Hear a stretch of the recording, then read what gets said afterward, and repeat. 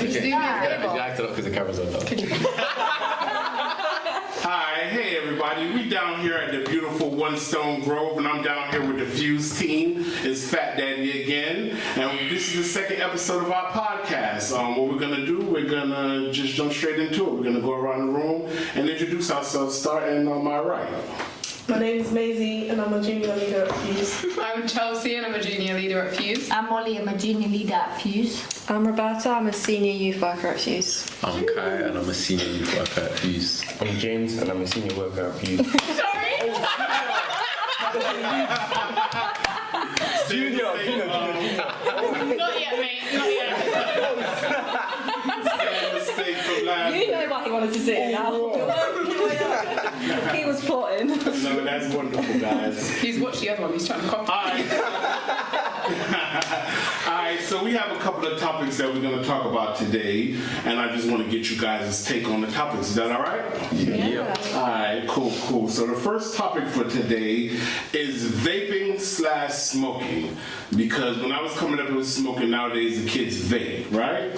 So first, let me ask you, what attracts young people to vaping? Because I see that's the new latest craze. So what attracts everyone to vaping, you think? I would say seeing everyone else do It's it. a trend. Yeah. Yeah, so social media plays a huge part in it. It's like follow the leader. And basically, because what I've heard, and I don't know if this is true or not because I don't vape, I've heard that vaping is healthier than smoking cigarettes. Is that true? No. One vape is equivalent to 40 fags. So 40 cigarettes is equivalent to one vape. So one vape is equivalent, so that... Thanks. So you think that... Oh wow. Yeah, do your research just in case. Yeah. Make sure the facts are faxing, but... Are you saying that Chelsea facts might not be faxing? Nah, I don't know it, just in case. But at the same time, vape is a very new thing. Like, I don't know how much No, research it's has not. actually been put into So what it. recently is like... The disposable ones. Like, Yeah. Because you can actually buy the big ones, the Yeah. electronic ones, and you can just blow out like loads. I feel like those ones may be healthier. Yeah, I think they are. I think it's the disposable ones that are worse. Because they got what batteries? What's the... Is it... I don't know. I don't know what the batteries are. Oh, the batteries aren't good Yeah, I on? think they're lead... No, they're not lead batteries. I don't know what batteries they are. Yeah, I know. I feel like I know what you're talking about. But they also have nicotine in them as well. A lot. Even though it only says 2%, that's a lot. In that small... Okay, so let me ask you a question. Does anyone here know anyone that vapes? Does anyone vape or know someone that vapes? Well, I know I have someone that Portlands. vapes. Yeah. Yeah? And what's your thoughts on it? What's everyone's thoughts on vaping? Is it bad? Is it good? Ooh, tomato. It's not good. It's not good. It's not good. Why is it not good, Kai? Let us know. It's unhealthy. It's an unhealthy habit, especially because it has nicotine and it's very accessible. It's very easy to become addicted to it. So do people still smoke cigarettes, or is it just straight like young people these days? Do they still smoke cigarettes and other things, or is it just vaping now? I think majority is just vaping, to be honest. It's just vaping. Yeah, they're here and Mainly there. because they can get hold of them so quick. So much with cigarettes, they can't. Yeah, because Because... you don't get ID'd for vapes anymore, like... They Yeah. just serve them to anyone.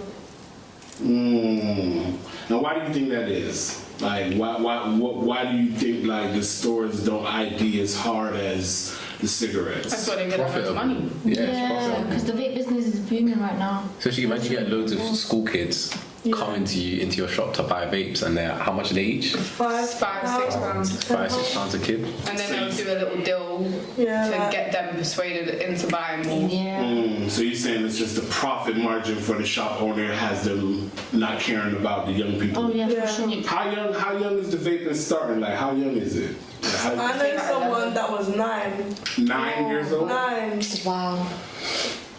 No, that's ridiculous. And let me ask you a question. Do you guys talk to the kids about vaping? Like, as far as being the youth workers, I know they look up to you guys. So do you guys actually speak with them about vaping? Or have y'all ever even caught any of the young people vaping? Yeah, I definitely. feel like we all have. Definitely. And we've done a presentation on vaping as well in one of our areas Okay. because it was getting out of hand.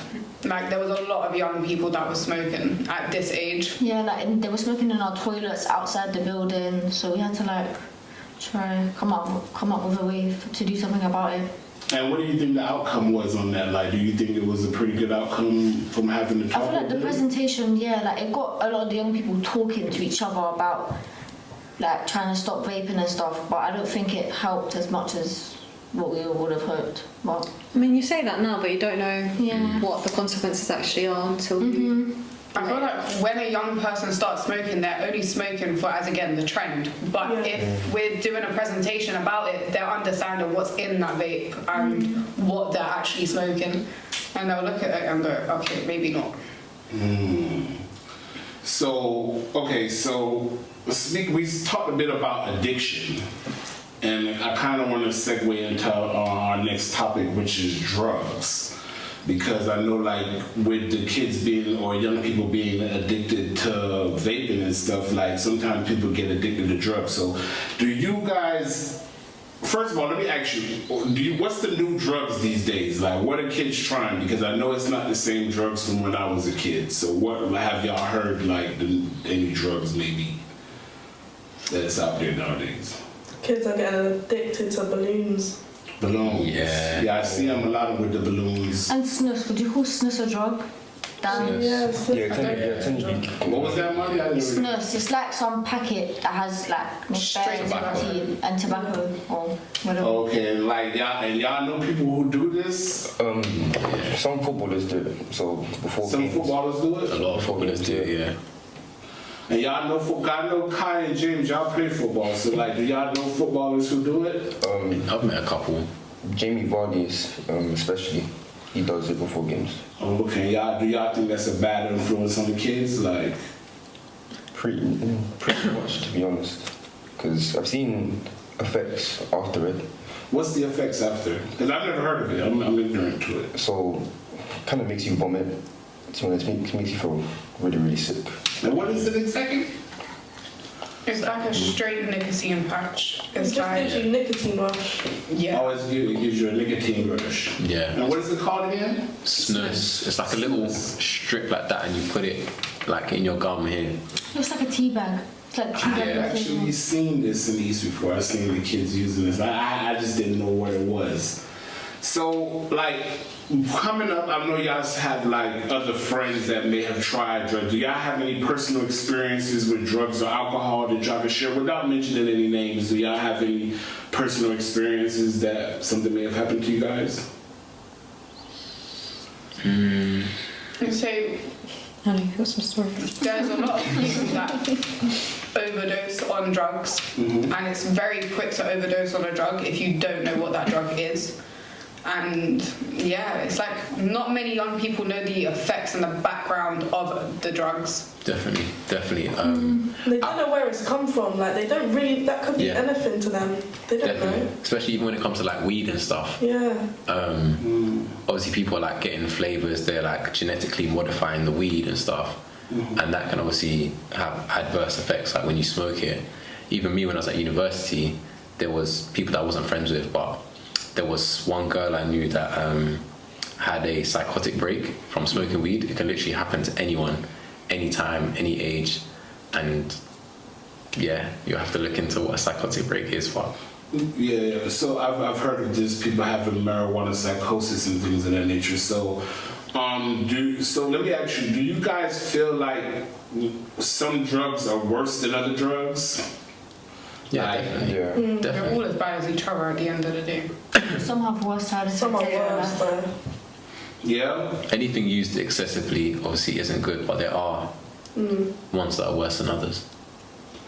Yeah, so because I like some people think like because alcohol is legal that it's better than other drugs, but I've literally seen people have worse outcomes on alcohol than what you would think a hard drug is, crack or any of that type of stuff. Like, is that are those drugs still even out there? Like crack, do people still smoke crack?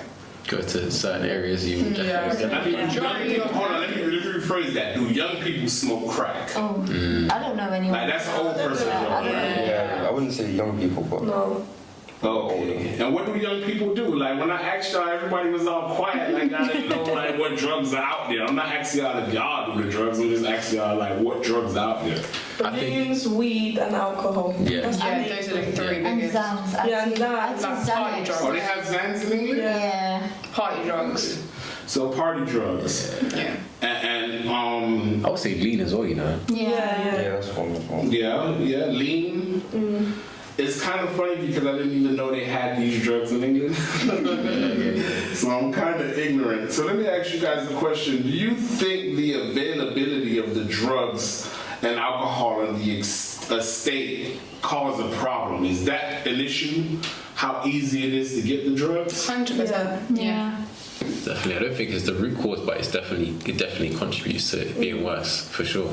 So you're saying that it's easier to get the drugs based off of it just being on the estate? Yeah. And so this is an issue. What could we do as citizens in the community to try to stop the bleeding as far as that goes? The availability of drugs on the estate. I think just bringing attention, like reminding the young people constantly, like the effects of indulging in these kinds of things. I think the more that you remind them, it might be their school that's reminding them, it might be us that's reminding them, but the more that they get reminded that this is not good for them, the more that they're gonna kind of piece it together and realize they shouldn't be doing that. Girls, do you guys know anyone who like was your friend coming up and now they may be affected by drugs?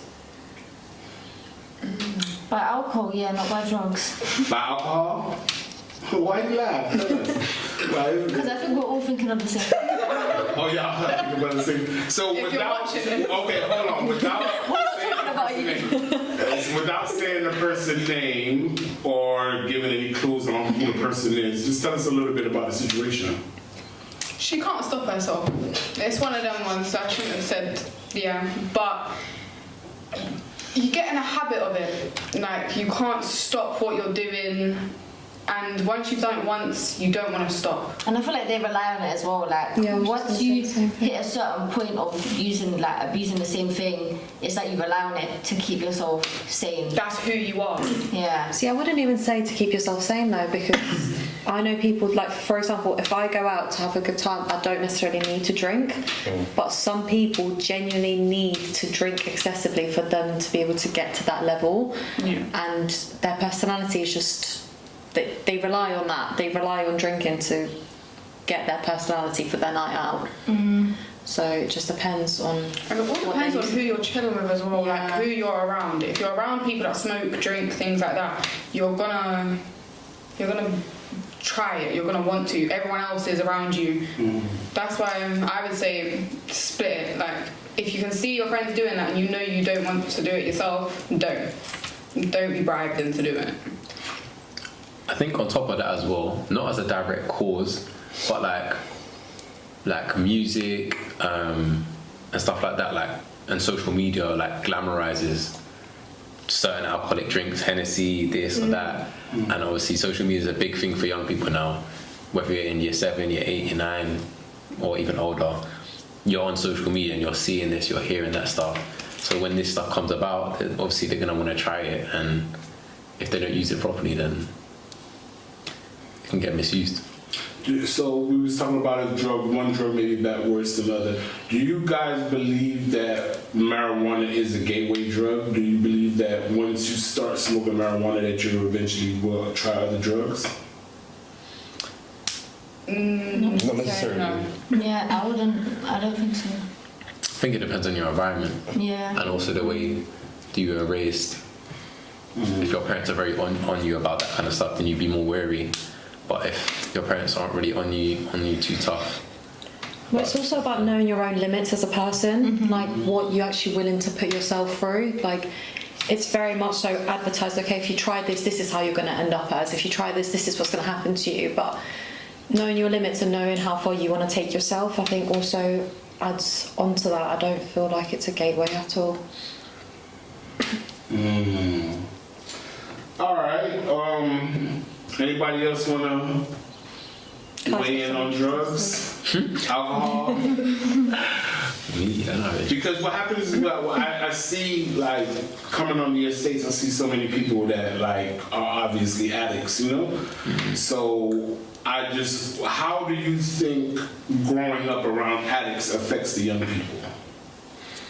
Like, seeing crackheads, seeing alcoholics, how do you think that affects someone coming up in this neighborhood? I personally think it can go two ways. A young person can look at that person and go, I do not want to be like that at all. Or they can be like, I want to try that. Like that, what they're seeing is what they're not like. Yeah, I don't think the crackheads are the ones that influence them. I think that puts them off it. Yeah. Yeah, because when I was coming up, when I was a kid, that was the reason why I never tried any drugs like that, because I seen crackheads. I was like, I definitely don't want to end up like that. But I think some people they don't see like homeless people or crackheads like and think, oh, if I take this is what's going to happen. Yeah. But a lot of people turn to drugs and stuff to use it as coping mechanisms for whatever it is that they're going through. And then that will eventually happen to them, but in the short term they're just turning to something to take them away from whatever's going on in their life. It's like self-medicating. Yeah. But obviously, nothing ever good comes from that. Like, nothing good comes from self-medicating. Exactly. So I think that's what's important about making sure, in terms of our young people, is not just showing them the consequences of using such and such, but it's also giving them better alternatives for helping them manage certain challenging things that they might be going through, because some people will just turn to that and just think, oh, smoking will make me feel less stressed. Well, if you come speak to us, I can give you a different way that you could be less stressed. Like, it's finding those different avenues that would be better for them as well. Definitely. What about addiction? Like, so I know we talked about drugs, but we all addicted to something. So, like, going around the room, what does everyone think that their addiction is? Starting with James. Probably football, to be honest. Football. Yeah. What is it? Playing football or watching football? Playing, watching, Let me see it. learning about it. All of that. I'm just addicted, to be honest. Okay, what about you, Kai? I feel like I'm very conscious of the things that I like indulge in. So I wouldn't say I'm addicted to many things, but I say my phone.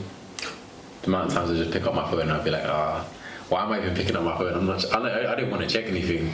Yeah, I think we all have been addicted to our phones. Yeah. What about you, Roberta? I don't know.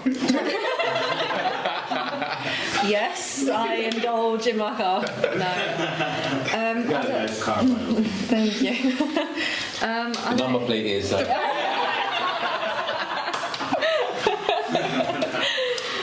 Absolute fool. I don't know. I feel like I agree with what Kai said. I'm very conscious of the stuff that I choose to do. If anything, it would be the constant picking up the phone, but I try to do as little of that as possible, to be honest. What about work? Oh, literally emails. Like, Harriet has a big issue with me checking my emails constantly, so... That's what I was about to say. What about work? Because you work a lot, so at some point you must love it.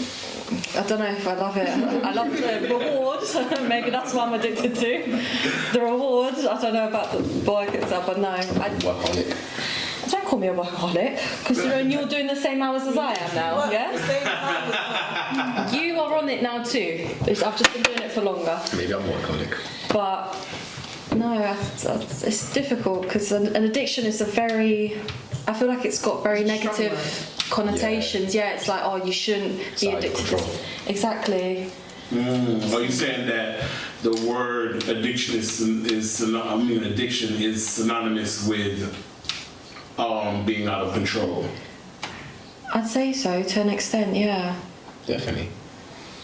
It's like if I'm not addicted, then I have control over it. I can stop it, which basically defeats the whole purpose of me being addicted to it.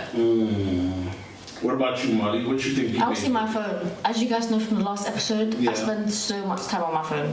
So I would probably see my phone. What about your new collection of shoes that you have all the time? Oh, yeah. Maybe shoes as well. You definitely a shoe head every day with the new Jordans. What you got on today? Some Scrap black check. Side. Scrap check. All right, what about you, Chelsea? You got a bit of a shoe addiction as well. No, I would say Monsters. The Monster energy Oh, drink. 100%. Yeah, Everyone knows that's my addiction. because I was going to say Lucasade, but I haven't done one in a month. You know what? Yeah, you and your Lucasades. I cut them off. she's I cut them off. you quit. I can't really She imagine. quit. Yeah, I want to say It's not like that, guys. I'd be throwing away a Lucasade bottle every session. Mine's After definitely Molly. my Monsters. I I'll can't be throwing away more monsters than you was throwing away my Lucasades, I'm sure. I collected the cans at one point, and I kid you not, I saw people I was like, making three stuff out of bags. them I was gonna make the little yeah. No way. That's what I was gonna make. I Someone kid said you not. no There's over 3 there. big black bags Someone sitting in my said shed no waiting over to get binned because I just don't know where to put them. Oh, good. What about you, Maisie? My addiction is ordering food when there's literally food in the fridge. Oh, that's a good one. I think I might have that same addiction. It's like I got food in here, but it's gonna take 30 minutes to cook it, and 30 minutes for a delivery. facts, 30 minutes delivery. No, I actually was talking to someone, and it was like one of our youth clubs, and somebody who worked at the other building, and they was telling me that their son spent like $3,000 in 2 months on Uber Eats. They definitely pay for Uber One. Chelsea put me on Uber One. What's Uber One? So you get like free delivery, like 5% off, 20% off every now and then. It's worth it. Get it. Now, how much Uber you pay for sponsors that? me. £7 a month. Yeah, £6.99. Like you pay $6.99 and you get like. I all better type have of an Uber deals. message when I get home. It's not a paid, like... I'm using them to get home, so. Okay, so now that we've talked about our addiction, guys, we're not going to be here too much longer. What happens is I want to talk to you guys about life living on the estates. I've never lived on an estate. I'm fairly new to England, so I don't know what the experience may be. I know some of you here have lived on the estate, some of you have not, but you've all dealt with kids that live on the estate. So, in your perspective, do you think that people not from the estate are treated differently by people who are... Okay, let me rephrase that. People who are from the estate are treated differently by people who aren't from the estate? I'd say so. Simply because I grew up on an estate, and people, when they first meet me, they would not assume that. And the moment they find out that I am, I get like, oh, it's the moment of realisation. I'm like, oh, okay, here we go. She made it out. I'm not even like that, but I definitely, I agree. I think people that do live on the estate are typically tend to be looked down upon, unfortunately. How do you feel about that, James? I can agree, to be honest. I can agree. Because growing up in the estate. So you haven't grown up on the estate, you're saying? Yeah. Okay, go ahead. So, So I'm not speaking.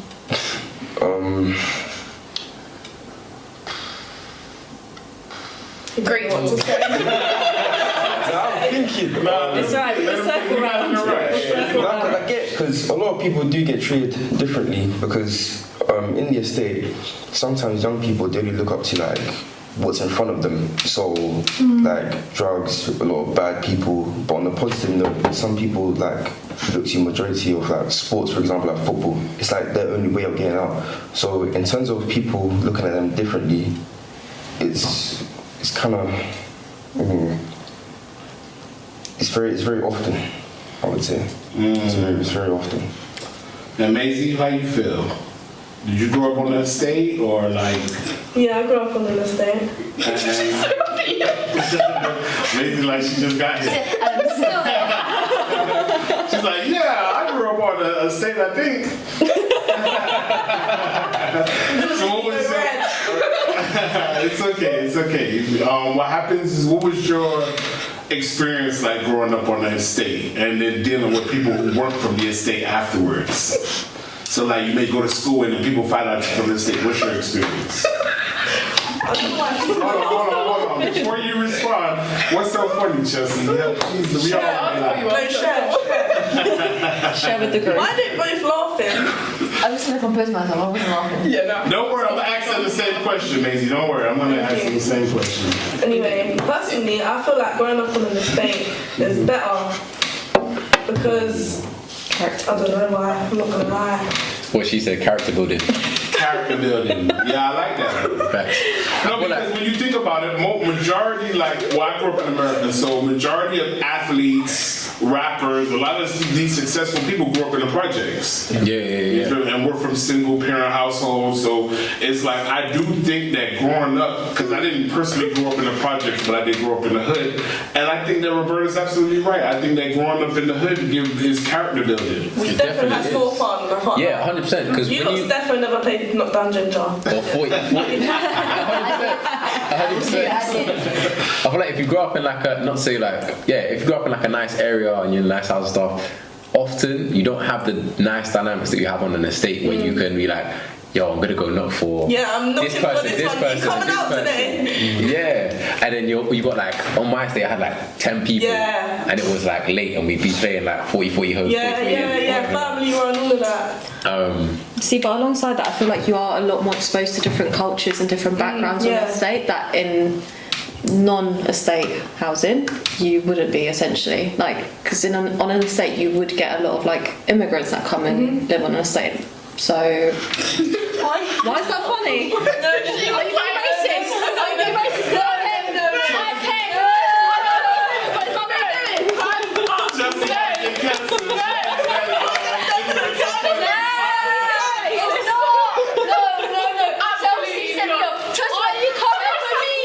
I was not born here. Is that what you're trying to say? No, I am less because I was not born here. Is that what you're saying? Chelsea went like this, yeah? She was like this. I just set me off. It set me off. It set me off, I'm sorry. Wow. Here I thought Kai was the only racist one. No.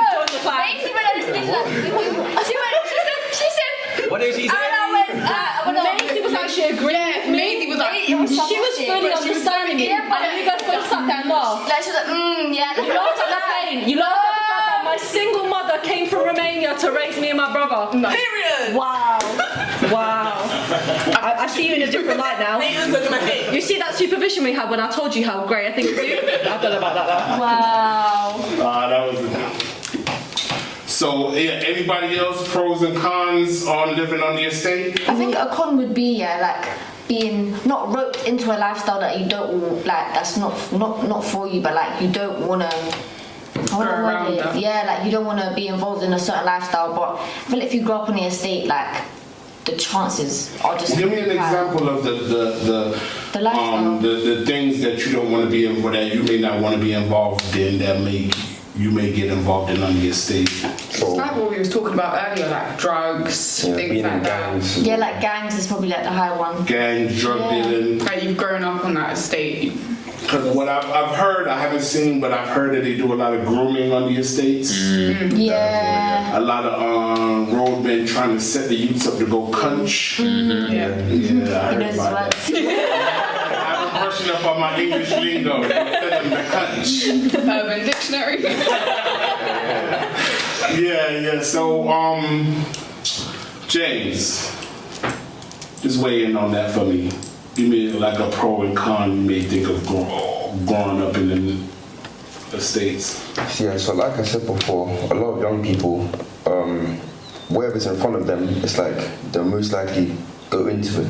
But on a positive note, like for example, like a sport, some people who want to go through that good path would focus on that path, but then again, it is hard because of gangs, drugs, and all the bad stuff. So it is a lot harder to get out of that little circle, or the little circle, than coming out, like being on top with whatever you're doing. I feel like a lot of young people just see in the moment as money. They don't see it for the long run.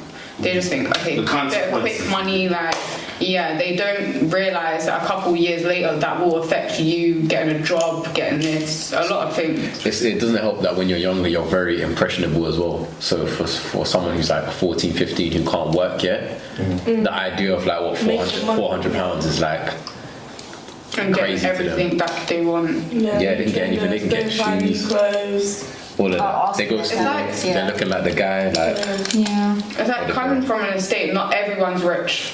There's a lot of people that have money, but not to be paying for this designer that. So I think it's a pro that if you live on an estate, it can be quite humbling in a nice way. Like you can appreciate the good things, but also appreciate that you haven't had everything at the same time. So you get a bit of both worlds. So like you work your way up to getting there. You can watch yourself get up. Not to say that people that don't live on estates can't experience that as well, but I feel like it might be a lot more common on estates. I feel like it's more of a pro to live on an estate. There's so many more opportunities, events that go on. It's You a know better your sense of community more. Yeah, exactly. Like, And there's a lot of help as well in a community because everyone knows where to go. Or if you don't personally, someone else might have that referral to go somewhere.